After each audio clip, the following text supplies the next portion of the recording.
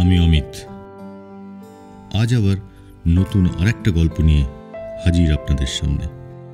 আজকে নতুন গল্প বলার আগে প্লিজ একটা রিকোয়েস্ট আছে আপনাদের কাছে, দয়া করে আপনারা সাবস্ক্রাইব করুন প্লিজ প্লিজ প্লিজ। আর লিখে পাঠান গল্পগুলো আপনাদের কেমন লাগছে আমার এই দ্য পিপল চয়েস চ্যানেলে। শুরু করছি। গল্প হলো সত্যি।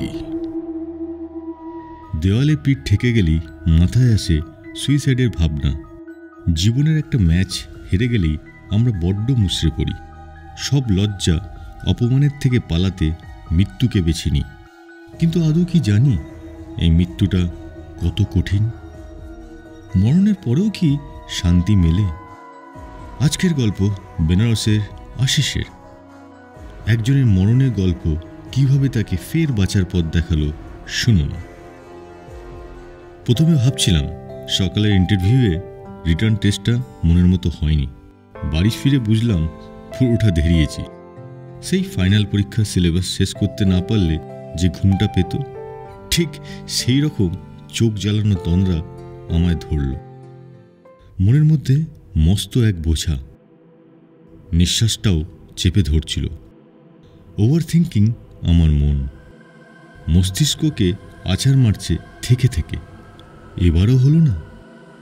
ভাগ্যের চাকা কোন পাকে যে আটকালো তারপর আর গড়ালোই না। বাছার ইচ্ছে হারাচ্ছি। এদিকে আবার মরতেও আমি বেশ ভয় পাই। তবে এই জীবন যখন রাখবই না ঠিক করলাম, তখন ছুটলাম গঙ্গার পাড়ে। শেষ নিঃশ্বাস ফেলব গঙ্গার বুকেই। কেউ যেন আমার মরণের পথে যাওয়ার জন্যে গুপি বাগার জাদু জুতো দিয়ে দিয়েছিল। এক তুড়িতেই যেন ঘাটের শেষ ধাপটায় পৌঁছে গেলাম। কিন্তু পার এগোয় না, কংক্রিটের মতো জমে গেছে। হৃৎপিণ্ডটা ছিটকে বেরিয়ে আসবে মনে হচ্ছে। এমন সময় হ্যাচকা টান। কার হাত ওটা? কে তুলল আমার জল থেকে? জিজ্ঞেস করতেই শুনতে পেলাম আমারই বয়সী একটা ছেলের গলা। হিন্দি মেশানো বাংলায় সে বলল, হাম তুমকো টানকে ঘাটকে ওপর লায়া, নয় তো কেয়া হতা বলো তো, তুম তো মরেই যেতা। ধ্যাৎ, আমার মরার প্ল্যানটা ভেস্তে দিয়ে এখন এই ফেক অ্যাকসেন্টে জ্ঞান দেওয়া হচ্ছে। বললাম, বাংলায় বলুন, আপনার হিন্দিটা বড্ড বাজে। আর বেনারস বলি এখানে সবাই হিন্দিভাষী হবে তার কোনো মানে নেই। আমি বাঙালি। ছেলেটার মুখে সঙ্গে সঙ্গে আনন্দের আলোক রশ্মি খেলে গেল। গদগদ হয়ে বলল, আরে একখানা বাঙালি পেয়েছি তাহলে। তা আপনি মরতে যাচ্ছিলেন কেন? বেনারসের খাবার পোষাচ্ছে না বলেই হে হে করে হেসে উঠল। মাথায় আমার রক্ত চড়ছে তখন। উঠে দাঁড়িয়েই খ্যাক করে উঠলাম, ফাজলামি হচ্ছে? আপনি জানেন কত বড় অপরাধ করলেন? কত কষ্টে আমি মরার জন্যে প্রিপারেশন নিয়েছিলাম।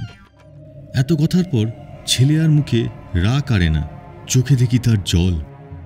এ কি, এখন কাঁদতে বসবে নাকি?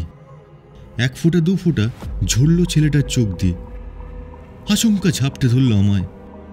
এবারও অঝরা কাঁদছে আর বলছে, যেও না, এইভাবে যেও না, পরিবারগুলো ভেসে যায়, গিয়েই তুমি শান্তি পাবে না। বিরক্ত হয়ে বললাম, তুমি জানলে কি করে? তোমার এমন অভিজ্ঞতা আছে? ধীরে ধীরে মাথা তুলল ছেলেটা। আর অবয়বটা এবার কেমন যেন আবছা হচ্ছে। ধরা গলায় বলল, মাত্র মাত্র 1 নম্বর কম পেয়েছিলাম। টাকা দিয়েও চাকরিটা হয়নি। বাবার সেভিংসের শেষটুকু খুইয়ে আমি গঙ্গাতেই ঝাঁপ দিয়েছিলাম। ভেবেছিলাম মরে শান্তি পাবো, কিন্তু কোথায়? দেখো দেখো, আমার ওই শরীরটা পড়ছে ওইখানে। 2 দিন হয়ে গেছে, কেউ এখন লক্ষ্য করেনি। পিছনে ফিরে দেখি একটা পচা গলা দেহ কচুরিপানার ঝোপে আটকে। গা শিউরে উঠল আমার। সামনে ফিরে দেখলাম ছেলেটা আর নেই। ও নিজের মৃত্যুর গল্প শুনিয়ে আমাকে বাঁচিয়ে দিয়ে গেল। ধন্যবাদ। একটা সুন্দর অভিজ্ঞতা শুনলাম। আরও এরকম সুন্দর সুন্দর গল্প লিখে পাঠাবেন আমার এই দ্য পিপল চয়েস চ্যানেলে। আজ এখানেই শেষ করলাম। যাওয়ার আগে প্লিজ প্লিজ প্লিজ আপনারা আমার গল্পগুলো কেমন লাগছে কমেন্ট করে লিখে পাঠান আর সাবস্ক্রাইব করুন আমার এই চ্যানেলটাকে।